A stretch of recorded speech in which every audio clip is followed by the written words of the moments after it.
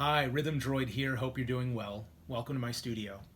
I wanted to share a little story with you about creativity, and it's not just a story. It's a story with a point, with a very helpful point. It's a true story. So there was an art teacher, and he divided his class in half. And this was at the beginning of the semester. And he said, "Okay, this half of the class, I want you to work on only one piece of art. And I'm going to judge you. I'm going to grade you on the quality of that piece of art." This was all in the same medium, by the way, but I'm not going to say what medium it was because it doesn't matter. So that half of the class embarked on their journey, and they just worked on one piece of art, one masterpiece that they were going to submit at the end of the semester. Now, the other half of the class, the teacher said, "I am going to grade you on quantity. So just keep making pieces, and at the end of the semester, the more pieces you've made, the more finished pieces you've made, I'm going to give you a grade based on the quantity. The more you make, the better grade you get, obviously." So, what was very interesting was, and I wonder if the teacher knew that this was going to be the outcome or not, or maybe this was just a pure experiment.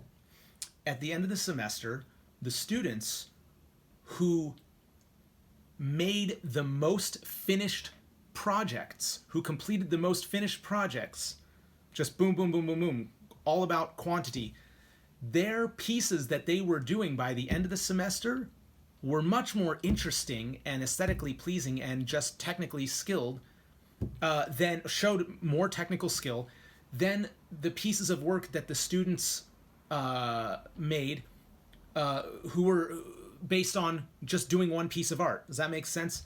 The students who made a single piece of art and who labored the whole semester on it, that piece of art was not as interesting and captivating and technically good and creative as the works that were being done by the students who were just rocking and rolling and just making all of this art throughout the semester.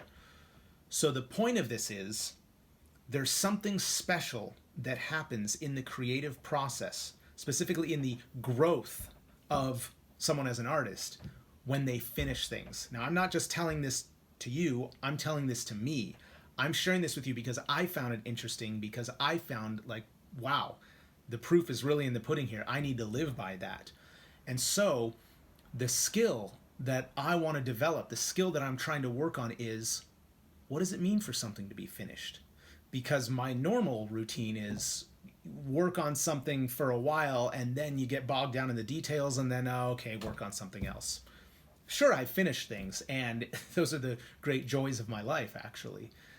But the procedural tact, the procedural skill of knowing when something is done and saying, "This is done, I've done my best, it's time to move on," that's something to pay attention to.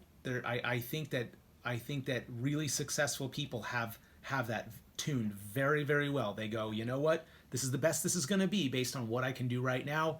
I release it into the world and I move on to the next thing. So I hope you found that interesting, and I'll talk to you soon. Bye-bye.